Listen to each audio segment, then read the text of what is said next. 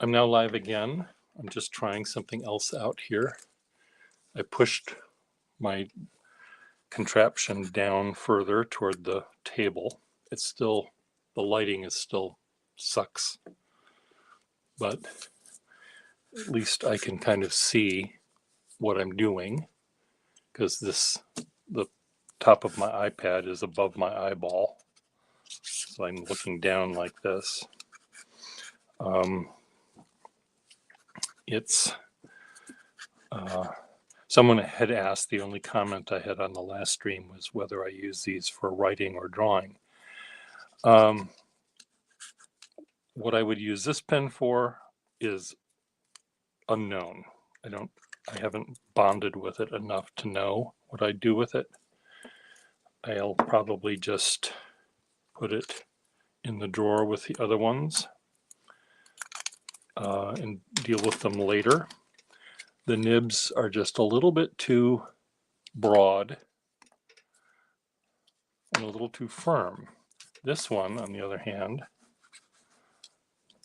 this Webster has a more prickly fine nib, which might be fun to do drawings with. What I find about these pens are they're really heavy. The plastic is heavier than a normal plastic pen. The metal ends are, I think, in fact, solid. I could probably unscrew this thing and it's going to be just one big chunk of metal rather than just a covered piece of plastic. So it really feels very heavy and very back heavy. It sort of wants to do this, which normally I might find off-putting, and maybe I do find off-putting with this particular pen. I don't know whether I like it. This is actually quite a lovely pen to draw with. I mean, I can make calligraphic lines easily enough, but it's sort of, I think this would be fun to do sketches with. Except I really don't like the fact normally I post a pen, but on this particular case, I wouldn't. Again, it's the cap. Oops. So much for the inner cap. The pen is just back heavy, which is very strange feeling.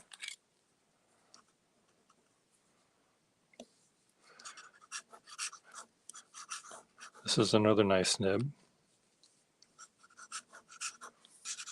Let's see if the inner cap falls out of this one. Webster pens were, I think people would consider them a third tier pen. I think the quality, ignore the inner cap falling out, but I think the quality of them is good. And I base a lot of that on a nib. These nibs are better than Moore, M-O-O-R-E pens. They're sturdier. They work better, I think.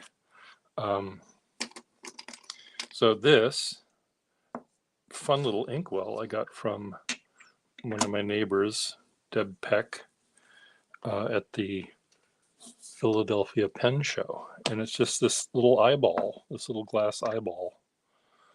I really think it's really beautiful. And it holds just enough ink. It doesn't hold too much.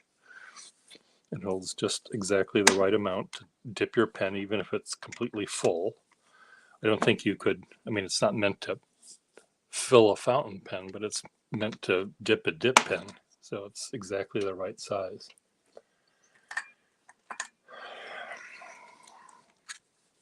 So the pens I use that I own, I use for either drawing, calligraphy, drawing. Sometimes I write words that are meaningful to me, or trying to write a script for a YouTube video or list of jobs of things that I need to do today. Sometimes I do calligraphy, sometimes I draw, and sometimes I sketch.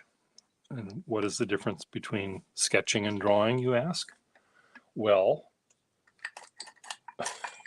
try it out. Drawing or illustrating, drawing tends to be more planned and exact, where sketching is you're trying to capture the scene very quickly before the tidal wave hits or the volcano stops exploding. You try to, the Hindenburg blowing up, you want to draw really, really quick so you can capture everything you need to capture. This pen had a really juicy, flexible nib in it yesterday, but a friend of mine, a fellow sketcher, wanted to buy it in this pen, and I said, well, I can put the nib in a less expensive pen holder. So he's getting a complete plastic, actually he's getting a regular plastic barrel with a gold fill cap, but with that really juicy nib. And I put this nib in, which is, I expected it to be the juicy one because that's what I've been drawing with in the last couple of days, and it turned out to be this nib. So I was, of course, disappointed initially because it wasn't the one I expected. But now that my brain has recalibrated to using this pen, I'm deciding what kind of drawing I can do with this one. This one, I might draw, it wants me to be a little bit more precise. I might draw two people playing chess, because they think so much in between each move, and the moves they make are not very dramatic. So I can render more accurately. I can also sketch with this pen if I was so moved. This pen is good for almost anything. It's a nice flexible nib. You can do calligraphy, you can do writing, you can do sketching, you can do drawing. You can paint the house with it. Not quite, but this is a very seductive nib. A flexible nib these days, everyone wants them because you can see immediately why they're so popular. It's like, but they're seductive in the same way a big bowl of vanilla ice cream with chocolate sauce and sprinkles is. It's easy to understand, easy to like. A big bowl of Brussels sprouts, on the other hand, is a more acquired taste. You have to sit back and think a little bit about what it is about this nib that you can like. And I think that there's something to be said for all kinds of nibs. You just have to get your taste buds moved in a different direction. And so seductive. What's the other one I had?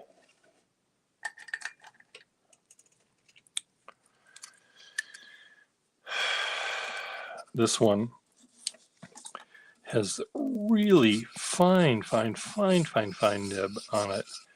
And this one just makes me want to draw the tiniest little bug that's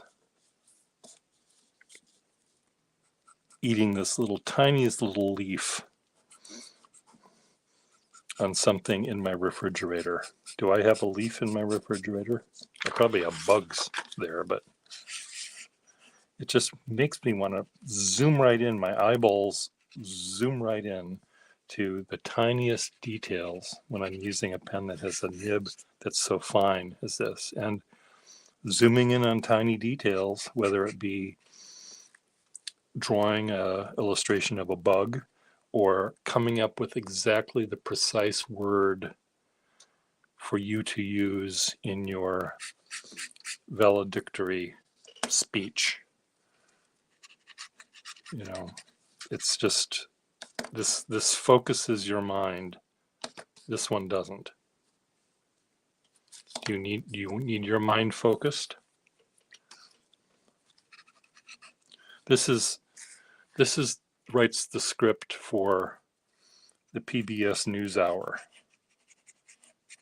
This one does it for Fox News. You know, except it makes it pretty. The diarrhea that falls out of the faces, the pie holes on Fox News, is entirely false or fake. It's fake news, people. It's fake. But they say it with such. They turn everything into this spectacle, and that's what this nib would do. This one examines. It's not black. This is not black and white. This is, I don't know. This. What have I just done? This makes you want to think a little bit more. Makes you want to choose the right synonym. Do I want to say big? Do I want to say large? Do I want to say bigly? Do I want to say gargantuan?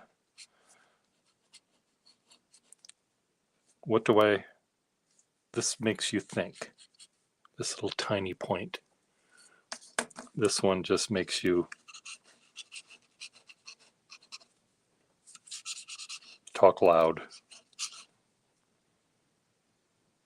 Make things simple. No, this nib is amazing. It has so much range, so much degree of poetry in this thing, but that just happened to be the pen that was here. A nice contrast to this one. Just lovely. Just prickly fine.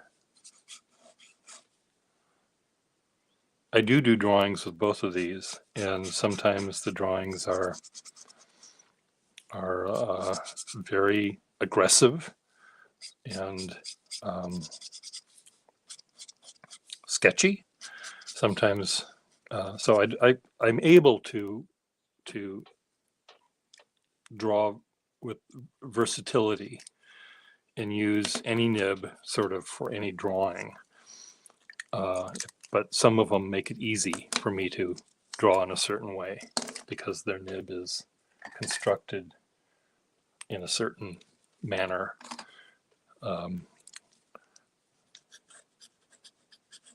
This nib, it's a Schaefer Triumph nib, and just because it's a flexible Triumph nib, it makes me want to just make lines like this because it's so rare to find a nib on a Schaefer pen like this that can do this. So that's all I want to do. I can't get off that.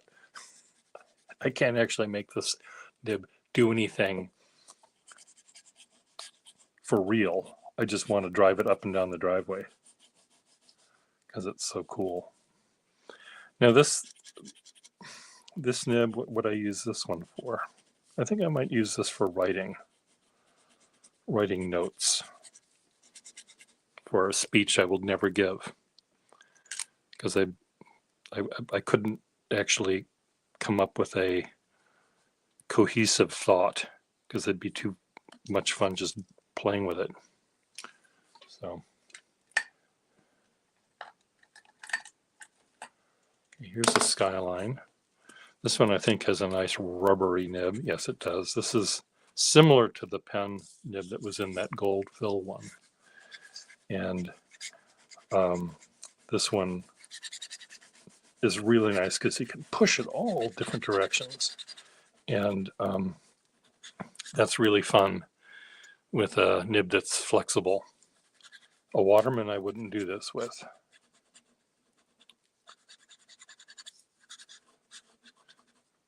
But a Skyline nib like this, they're just nice and rubbery. So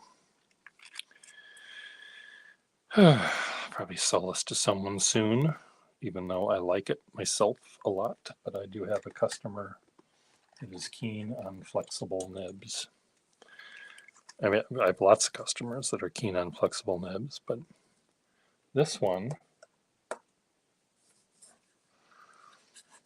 I think I got this pen in Philadelphia. Another nice rubbery, this case Parker dual fold nib, and it really wants to get pushed around too. I like this nib. I'll probably find a clip for this pen so I can put it in my pocket, but we will see.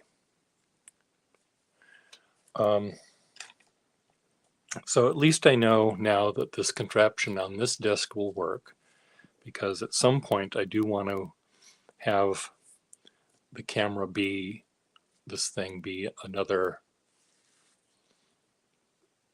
1.5 feet above where it is now, so you see the whole table. Right now you're seeing just a sheet of a ledger, but if I can have it hold both sides of this and maybe orient it so your screen that you look at, I mean, it would be a little bit awkward because you'd be seeing this view, but I think it'll work. How do I make this thing go? Where's the pen I was just using? So your screen, I'll just draw how I would orient the camera. So here's the camera view, and here's one hand holding a pen, playing with it, and here's another hand over here from a different person playing with the pen here. So unfortunately, you people at home would see this. You'd see hands coming from either side. But I think it's more the conversation that this person is having with me that I want to capture as we trade pens back and forth. Because that's really, really fun when you get another artist or another calligrapher trying out the same pen, and the pen doesn't change, but the use does, and listening to how I respond to this nib and how another artist or calligrapher responds to the nib, I think is really kind of fun. I enjoy it a lot, and I think you people in the audience would enjoy it too. And how this person can hate this nib and I can love this nib. And if we talk enough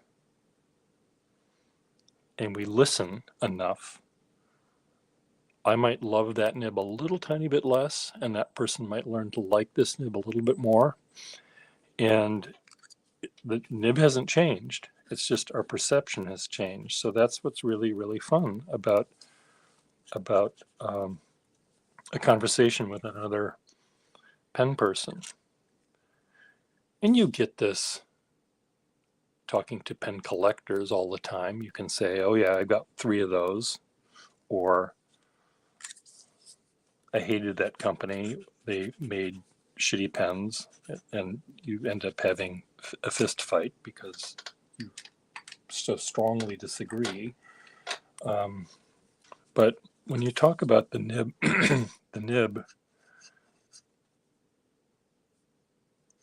and how you use it, there's so much more to. It's like wine experts that actually drink the wine. You know, that's the point of these products being made in the first place, not just to look at the bottle and bid thousands of dollars on a bottle of wine you'll never open. But if you use the pen and you drink the wine and you taste the nib, and listen to other people talk about it, that's just really, really fun. So hopefully I can try this setup sometime with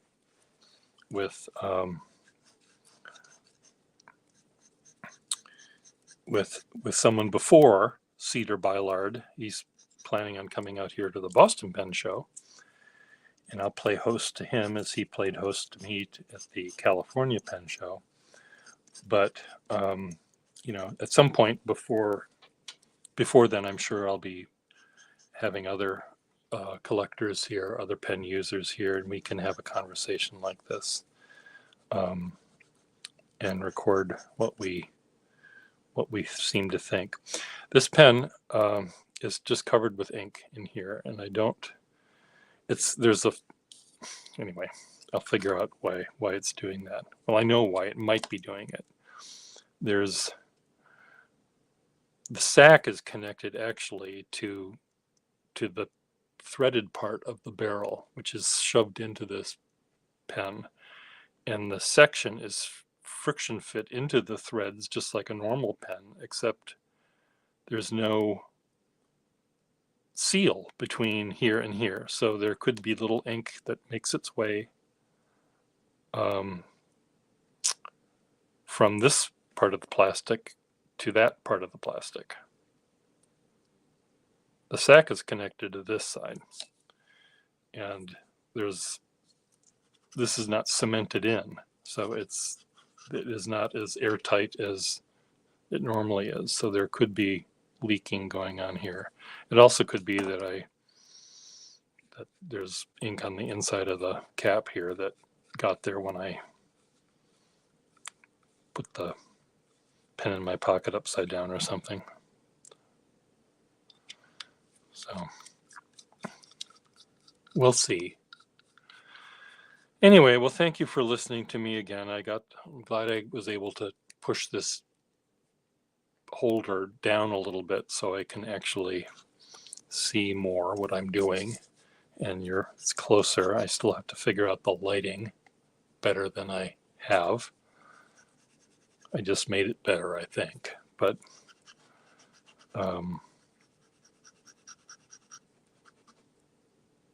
we'll see. Bye.